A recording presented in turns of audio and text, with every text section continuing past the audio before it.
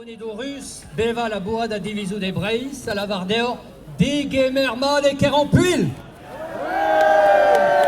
Le collectif des Bonnets Rouges vous souhaite la bienvenue à Kerampuil. Puil en breton, c'est abondant. Merci beaucoup d'être venus nombreux.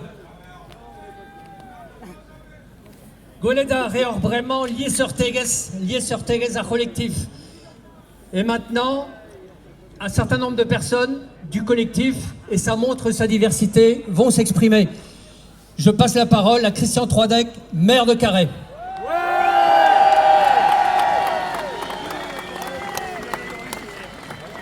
Des Madonnol, bonjour à toutes et à tous. Après Quimper, le 2 novembre, où vous étiez, nous étions plus de 30 000 personnes.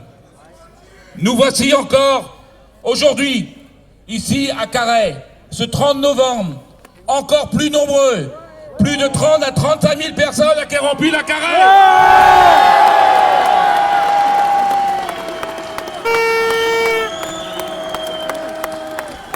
Nous voulons vivre, décider, travailler en Bretagne. Tous ensemble, avec nos forces rassemblées, unies au-delà de nos différences, nous allons obtenir que les routes soient maintenues gratuites en Bretagne. Parce que l'économie bretonne en a tout simplement besoin. Et qu'une économie dynamique, prospère, productive, comme nous le voulons, c'est de l'emploi pour nous, pour vous et pour vos enfants. C'est l'assurance d'une société bretonne où nous l'espérons, demain, il fera bon vivre et travailler au pays. Une société de solidarité qui brassera l'homme au cœur de ses préoccupations. Bien entendu, cette économie doit évoluer, progresser, s'adapter, mais aussi dans un cadre accueillant et dans une bonne lisibilité. Pour cela, il faut casser, briser le carcan administratif parisien. Pour cela, il faut jeter le carcan jacobin pour inventer une gouvernance régionale nouvelle. C'est la négation de cette réalité bretonne qui a conduit à l'établissement aberrant de l'écotaxe dans les conditions que vous connaissez en Bretagne. C'est la négation de la Bretagne qui provoque l'entêtement de Paris et le refus de supprimer purement et simplement l'écotaxe chez nous, alors que personne ici n'en veut. Le pacte d'avenir proposé par le Premier ministre et le gouvernement, piloté par le préfet de région, n'est qu'un emplâtre sur une jambe de bois. Carton rouge ?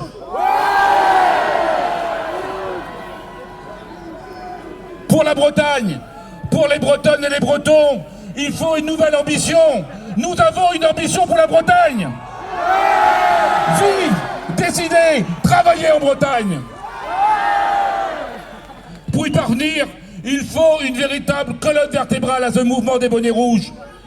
Cette colonne vertébrale, c'est vous, ouvriers, marins, paysans, transporteurs, employés, petits patrons. Vous, le peuple breton, qui refusez comme aujourd'hui que demain, que la Bretagne soit méprisée, ignorée, que ses revendications ne soient pas prises en compte, qu'on ne laisse pas créer ses outils et les moyens de son développement. Nous avons beaucoup de propositions concrètes à faire. J'invite aujourd'hui le président de la République, François Hollande,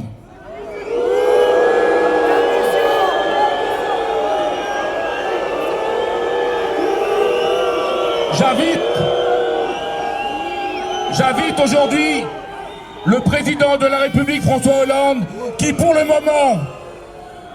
moment n'a pas dit un mot sur ce qui se passe en Bretagne. Pas un mot sur la Bretagne. Je l'invite, nous l'invitons ensemble à entendre ce que nous avons à lui dire. D'autres présidents de la République l'ont fait avant lui. À chaque fois comme De Gaulle à Quimper en 1969, pour le maintien de la gratuité des routes. Giscard d'Estaing, avec l'élaboration de la charte culturelle. François Mitterrand, pour l'abandon définitif de la centrale nucléaire de Plogoff.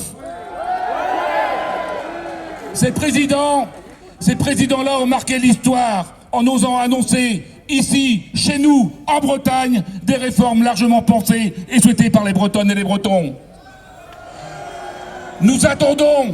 Nous attendons ce rendez-vous avec François Hollande et avec l'histoire, maintenant et ici.